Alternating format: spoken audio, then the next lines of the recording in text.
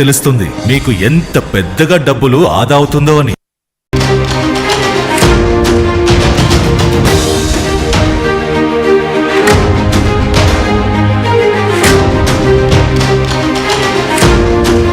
ప్రపంచానికి తెలియకుండా ఇంకా చాలా పెద్ద ఎత్తున నష్టం జరుగుతుంది ఇరాన్లో మనందరికీ తెలుసు తీవ్ర ఉద్రిక్తతలు ఉన్నాయి. అక్కడ ఆందోళనకారులు రోడ్ల మీదకి వస్తున్నారు. ప్రభుత్వం వాళ్ళని అణచివేసే ప్రయత్నం చేస్తుంది.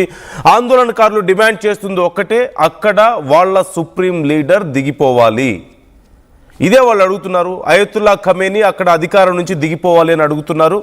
అయితే అయతుల్లా ఖమేనీ వీధుల్లోకి వచ్చిన వాళ్ళలో చాలామంది ట్రంప్ని సంతోషపెట్టడానికి చేస్తున్నారని, Trump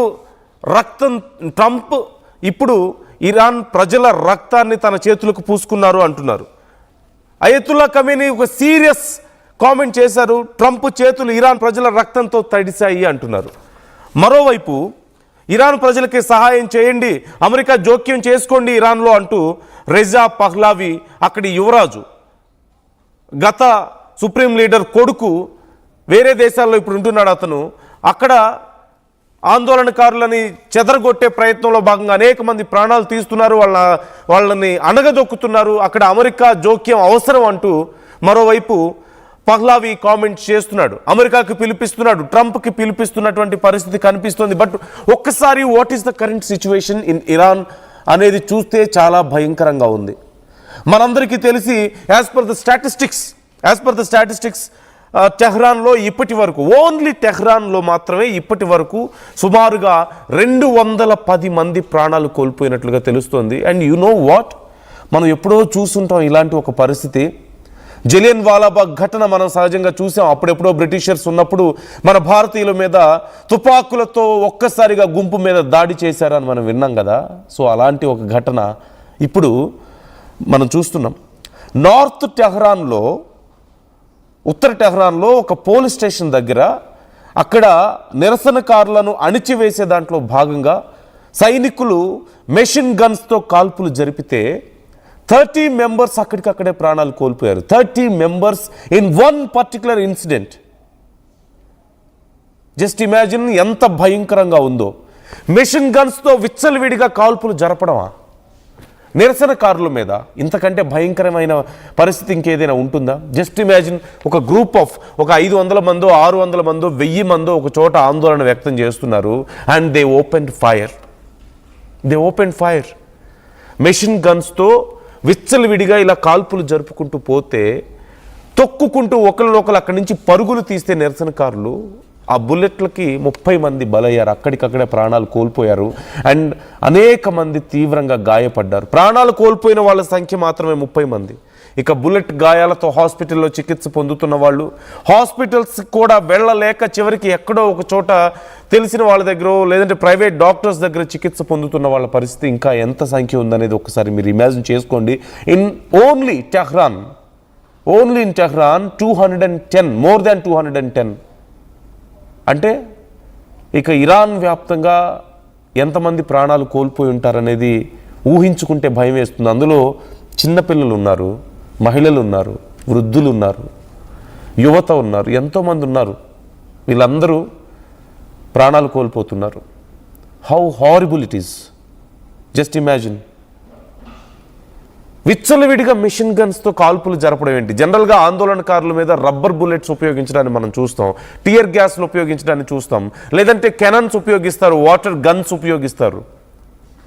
but they are using real guns, real bullets. And only in Tehran, 210, more than 210, in one particular incident, 30 people died and more than 100 people were shot. How horrible it is. And America జోక్యం చేసుకోవాలి ఈ విషయంలో అని చెప్పేసి ఇప్పుడు అక్కడ Reza పహ్లావి అడుగుతున్నారు. 14 రోజులుగా అక్కడ ఆందోళనలు కొనసాగుతున్నాయి. ఇంకెన్ని రోజుల పాటు ఇలా ఉండబోతుంది అనేది ఎవరు ఊహించలేని పరిస్థితి. అండ్ టెహ్రాన్లో, ఇస్ఫహాన్లో, కుర్దిస్తాన్లో పరిస్థితులు చాలా దారుణంగా ఉన్నాయి. 20కి పైగా ప్రావిన్సుల్లో ఈ ఆందోళనలు కొనసాగుతున్నాయి. 250కి పైగా కీలకమైనటువంటి ప్రదేశాల్లో ఆందోళనలు జరుగుతున్నాయి ఏరియాస్ వైజ్గా చూసుకుంటే. అండ్ ఇరాన్ ఇప్పుడు అల్లకల్లోలంగా ఉంది. There is no internet, there is no power, there is no mobile signal, there is no social media, no instagrams, no facebooks, no WhatsApp, there is no use of phone in lot of areas. చాలా ప్రాంతాల్లో కనీసం phone ఉపయోగించే అవకాశం లేదు. Because there is not even signal, mobile signal కూడా లేదు. కనీసం సొంత వాళ్ళకి కనీసం ఫోన్ చేసి మీరు ఎలా ఉన్నారు అని అడగడానికైనా, ఏదైనా సమస్య వస్తే ఏ డాక్టర్కో, ఏ పోలీస్కో, ఏ ఆర్మీ వాళ్ళకో, స్థానికంగా ఉన్నటువంటి ఎవరికైనా అధికారులకో కాల్ చేయడానికి there is no chance. It's very much abnormal and very dangerous in Iran now. And Ayatollah Khamenei చేస్తున్నటువంటి స్టేట్మెంట్ చూడండి ఎలా ఉందో. ఇరాన్ ప్రజల రక్తంతో ట్రంప్ చేతులు తడిసి ఉన్నాయి అంటున్నారు. So he's behind all this అని చెప్పి ట్రంప్ మీద చెప్తున్నారు. ట్రంప్ ఏమో నిరసనకారులని అడ్డుకున్నా, వాళ్ళ మీద దాడులు చేసినా మేము వస్తాం, అటాక్ చేస్తామని చెప్పేసి ట్రంప్ చెప్తున్నాడు. It seems like very soon ఇప్పుడు ఎలాగైతే ఇతర దేశాల్లో ఉందో అలాంటి పరిస్థితే ఇప్పుడు ఉండబోతుందా? ఇరాన్లో కూడా అలాగే అయతుల్లా ఖమేనీ మీద అటాక్ జరిగే అవకాశం ఉంది అంటున్నారు. ఇరాన్ మీదకి అమెరికా యుద్ధ విమానాలు ఏ క్షణంలో అయినా దాడి చేసే అవకాశం ఉంది అంటున్నారు. And at the same time Reza పహ్లావి, అక్కడి యువరాజు, పిలుపునిచ్చాడు అమెరికాకి, please take care of Iran, we need America to involve in Iran అంటూ కోరుతున్నారు. సో ఒక్కసారి అసలు ట్రంప్ ఏమంటున్నాడు అండ్ అయతుల్లా ఖమేనీ ఏమంటున్నాడు, అక్కడి supreme leader? Let's take a look. امروز هم آمریکا بر اثر امروز آمریکا غلط میفهمه مسائل رو، محاسبش اشتباهه و غلطه. اون روزم هم آمریکا هم که پشتیبان رژیم پهلوی بود، هم پهلوی خطای محاسباتی داشتن، اشتباه میفهمیدن. تقریبا 10 روز قبل از حادثه 19 دی، 10 روز، فقط 10 روز قبل از این حادثه، رئیس جمهور آمریکا در تهران در جشن ژانویه دربار پهلوی یک نطقی کرد. سرش گرم بود دیگه، انواع مسکرات و انواع اینا سرش گرم بود.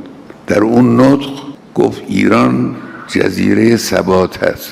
10 روز بعد قضیه قم اتفاق افتاد. این نشون میده اینا ایران نمیشناختن. گفت جزیره ثبات هست ایران. از شاه تعریف کرد، تمجید کرد، گفت ایران اینجوریه. 10 روز بعدش قضیه قم اتفاق افتاد. ایران رو نمیشناختند، هنوزم نمیشناسن. ایران رو نشناختند و غلط برنامه ریزی کردند. امروز هم نمیشناسند و غلط برنامه ریزی میکنند دشمنان ما. اون روز بر اثر برنامه ریزی غلط شکست خوردند. امروز هم آمریکا بر اثر برنامه ریزی های غلط خود شکست خواهد. امروز آمریکا غلط میفهمه مسائل رو، محاسبش اشتباهه و غلطه. اون روزم هم آمریکا هم که پشتیبان رژیم پهلوی بود، هم پهلوی خطای محاسباتی داشتن، اشتباه میفهمیدن.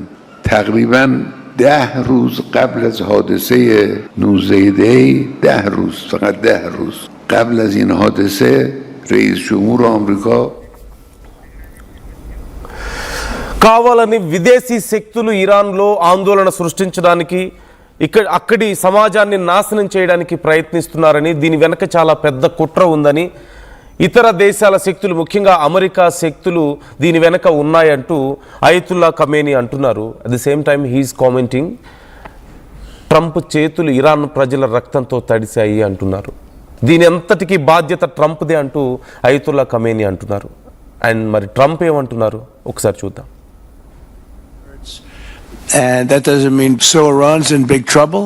It looks to me that the people are taking over certain cities that nobody thought were really possible just a few weeks ago. We're watching the situation very carefully. I've made the statement very strongly that if they start killing people like they have in the past,